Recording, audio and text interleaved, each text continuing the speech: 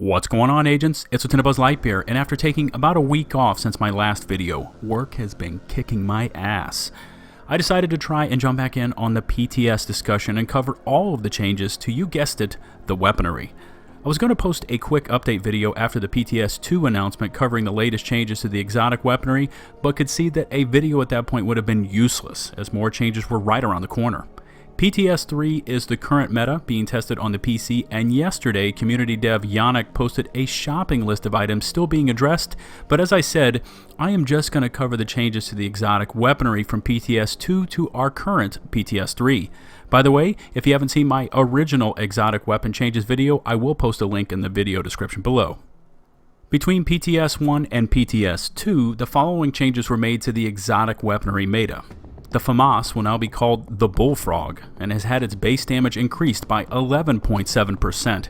Now, I don't know if I agree with the renaming, but the base damage increase was badly needed as the FAMAS, Bullfrog, currently has the lowest base damage model of any of the assault rifles.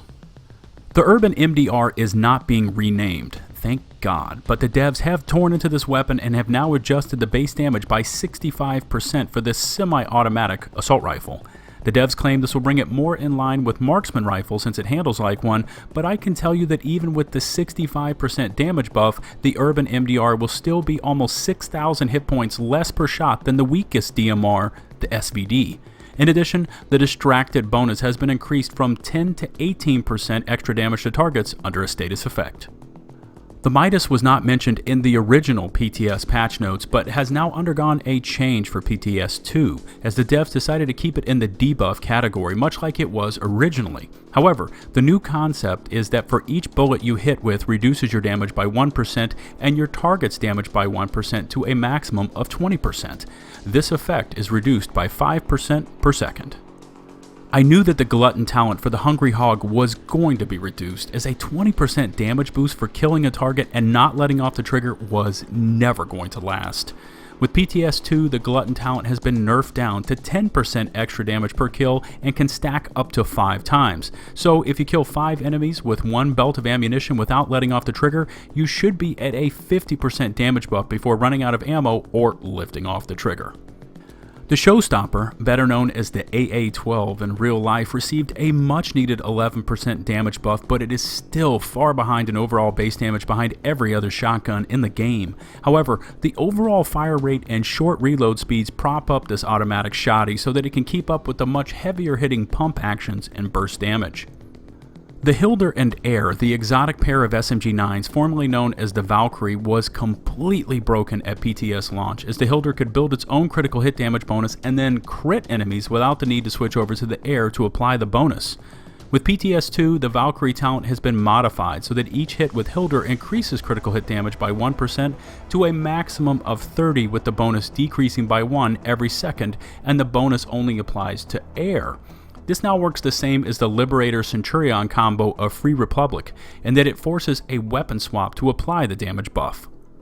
And the final weaponry change, even though it's not an exotic weapon in PTS 2, is to the L86, as it has been strengthened by 4% and had its damage fall off at range reduced by 40%. PTS 3, released yesterday, has brought changes to the following 2 exotic weapons. The Historian, which was built on a new concept of rounds that bore into an enemy target and then detonate on a time delay to buff your skill power by 20%, has been deemed to be too one-dimensional for skill power builds and has now been changed over to a weapon centered around the firearm stat. Now, essentially, players could invest entirely into skill power and then sit back in an engagement, fire rounds at enemy targets that really didn't hurt the target very much, and then reap the rewards when all said rounds started detonating. For a player invested entirely into skill power, the overall effect became game-breaking, as the 20% boost literally took skill power levels into uncharted heights.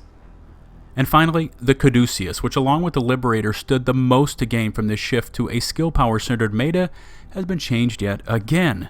The original concept for the Caduceus was that for each critical hit you apply to a target, you and your squad receive a 1% heal. Now this has been changed to receive a cooldown on how often it can hit each player to prevent a group from stacking multiple Caduceuses, therefore creating too much healing per second. The devs felt this was pushing the Caduceus to near gotta have it, must equip it levels, and did not want any single weapon to be considered a must have pick. In addition, the healing amount now scales with skill power, placing the Caduceus in the support player niche. I am sure there will be plenty of changes for standard and exotic weaponry in the coming weeks, and I will do my best to bring those to you in a timely manner. And as always, I would love to hear your thoughts on the current set of weaponry changes for PTS 3. Feel free to leave your thoughts in the comment section below. In addition, if you could take the time to rate the video with either a thumbs up or down, it would be greatly appreciated. If you want some more LtBuzzLitebeer and my division content in your life, feel free to sub my channel and follow me on Twitter at LtBuzzLitebeer. If you have questions about any weapon in the division, look no further than my comprehensive weapon review playlist to answer any and all of your questions. And remember, from my channel, likes, comments, subs are loved. Until my next division video, this has been LtBuzzLitebeer saying peace out.